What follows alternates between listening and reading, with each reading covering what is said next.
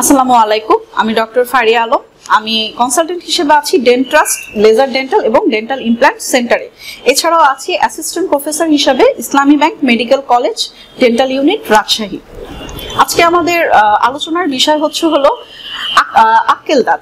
আমরা যেটা হলো উইজডম টুথ বলে থাকি। সাধারণত আমাদের 17 বছরের পরে এই দাঁতটা আমাদের মাড়িতে আসে দেখেই আমাদের এই দাঁতটার নামকরণ করা হয়েছে উইজডম টুথ অথবা আক্কেল দাঁত।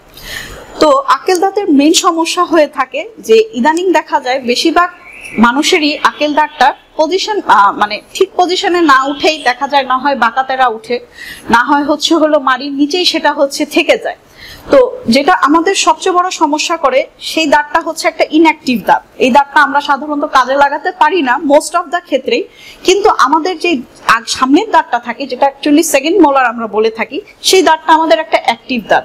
তো এই দাঁতের সাথে যেহেতু সেই দাঁতটা বাঁকা হয়ে থাকে বা বাঁকা হয়ে উঠে, অনেক সময় একটা স্ট্যাগন্যান্ট এরিয়া বা একটা চাপা এরিয়া তৈরি করে, যেখান থেকে আসলে খাবার পরিষ্কার করাটা খুব কষ্টকর হয়ে যায় আমাদের জন্য। তো ফলে যেটা হয় যে আমাদের যে অ্যাক্টিভ দাঁত যে সেকেন্ড মোলারে অনেক সময়ই দেখা যায় যে রোগীরা যখন আসে, সেই রোগী দেখা যায় যে ওই দাঁতটাতে ক্যারিজ হয়ে অলরেডি দাঁতের যেই মজ্জা সেই পর্যন্ত চলে যায়।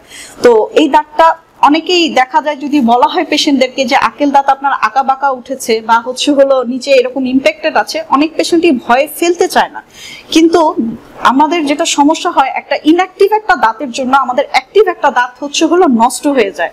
তো অ্যাজ আ প্রিভেনশন হিসেবে বা প্রতিরোধ হিসেবেই আমরা অনেক সময় দাঁতের পজিশন দেখে, আক্কেল দাঁতের পজিশন দেখে যদি মনে হয় যে না, এই দাঁতটা আমাদের পরবর্তী অন্যান্য দাঁতকে ক্ষতি করতে পারে বা মাড়িতে আমাদের বোন লস বা হলো হাড্ডি ক্ষয় করতে পারে, এরকম যখন আমাদের সম্ভাবনা হয়, অনেক ডেন্টাল সার্জনরাই আমরা পরামর্শ দিয়ে থাকি ফেলে দেওয়ার।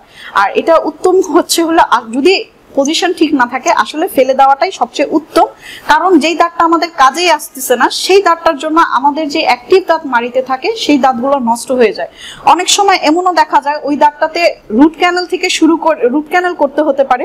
রুট ক্যানেল ছাড়াও এত বাজে অবস্থা হয়ে যায় যে অনেক সময় সেকেন্ড মোলার ফেলেও দিতে হতে পারে। তো এই জন্য আমরা বলে থাকি যে এরকম যদি দেখে থাকেন বা আপনি বুঝে থাকেন যে আপনার আক্কেল মাড়িতে ব্যথা করছে বা ওখানে প্রতিনিয়ত খাবার জমছে, অবশ্যই পার্শ্ববর্তী যেই ডেন্টাল সার্জন, অবশ্যই বিডিএস ডিগ্রিধারী কোনো ডেন্টাল সার্জনের কাছে যাবেন, যে তার পরামর্শ নেবেন। সেই ডাক্তার যদি মনে করে যে না, আপনি শুধু ওরাল হাইজিন ইন্ডেক্স মেনটেন করলেই আপনি সেটাকে প্রতিরোধ করতে পারবেন, তাহলে হবে। বা যদি ডাক্তার পরামর্শ দেখে বুঝে না, পজিশন অনেকই খারাপ, দাঁতটা ফেলে দিতে হবে, সো ফেলে দেওয়াটাই আপনার জন্য সবচেয়ে বেশি উত্তম হবে।